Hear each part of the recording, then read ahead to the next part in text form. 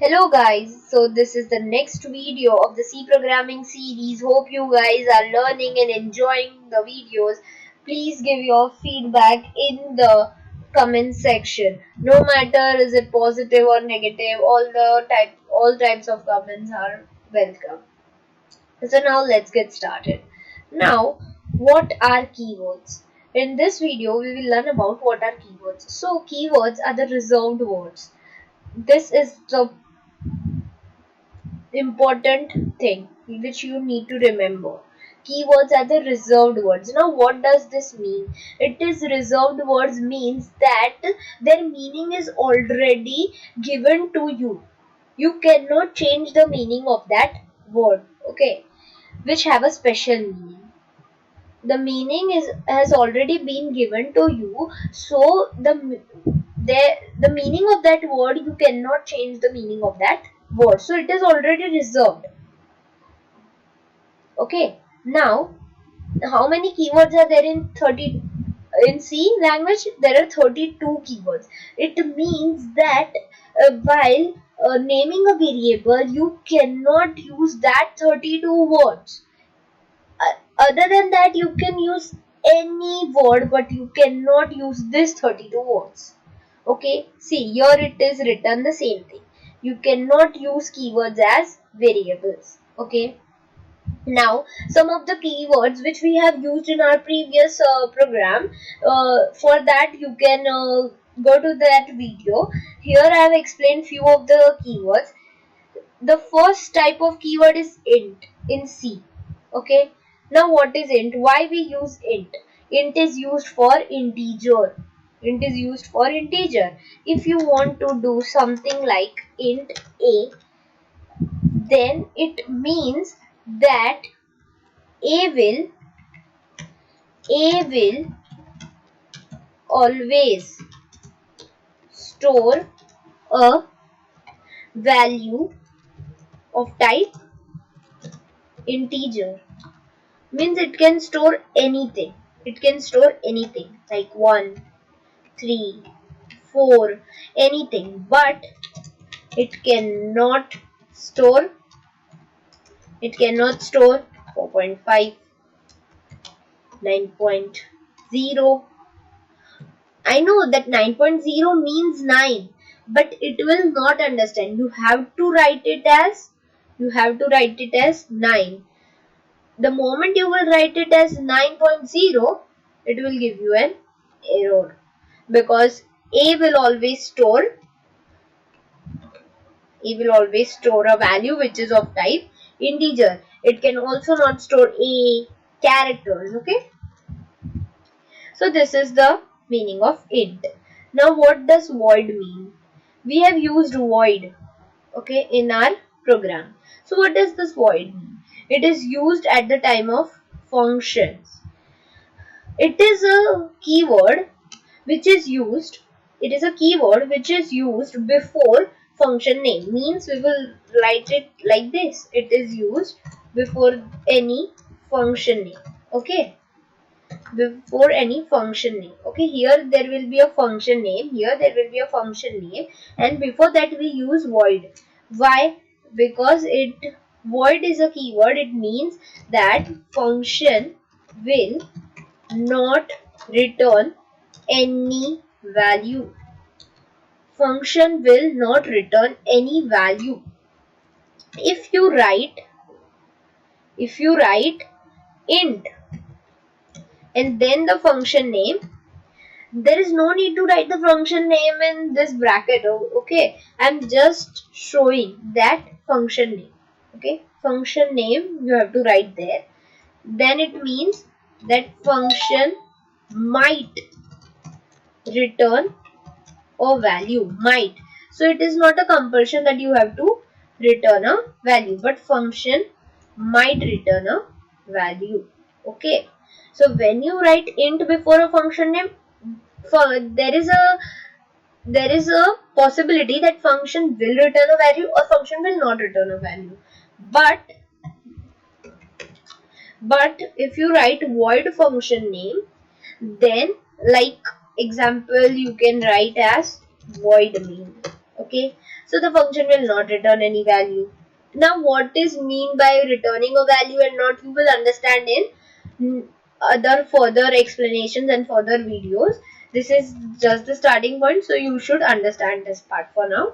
Int main. Okay, so what is main here? Main is a function name. Okay, what is main?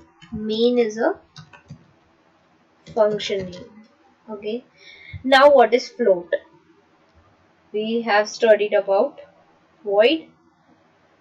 Now we have to learn about what is float. Now it is a data type.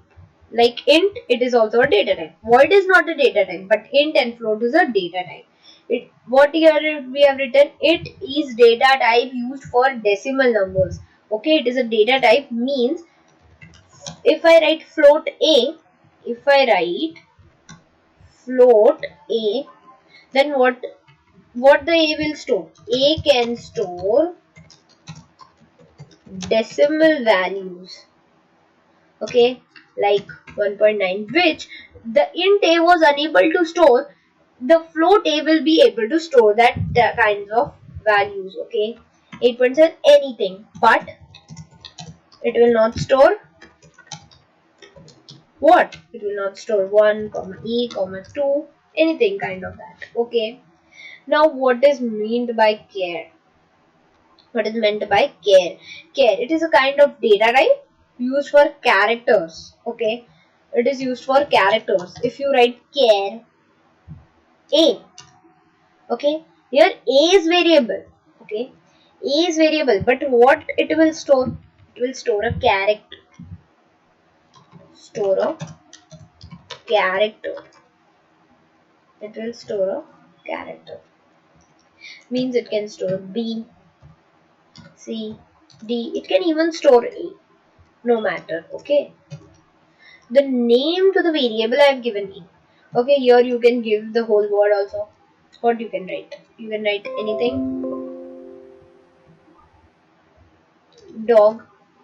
Okay, care dog. So variable is a dog, but what it will store? It will store a character like A, B, C, anything. Now here it is main. Okay, here it is main. Now what is main? It is a compulsory function in C language. Okay, main is a function name. Okay, main is a function name. See, I have written here void main, int main. It is a compulsory function, which means execution of C program starts from here. Okay, no matter what you write above and below it, but the execution of this will start from this function only. The time when we will start writing programs, you will automatically understand that where the execution from where the execution will start and how the flow of the program will go. I will teach you all that. Okay, so for now main is a function name, so you cannot give any name to a variable. Like I cannot give care main. This is completely wrong. Okay, I cannot give it care main. I cannot give it. Okay, it's wrong. Now printf. Printf is a keyword which is used for printing a statement on a screen. If I want to print, like if I want to print hello viewers, okay, hello viewers, then this is the way I can print in C program. At the moment I write printf hello viewers, the output of the program will be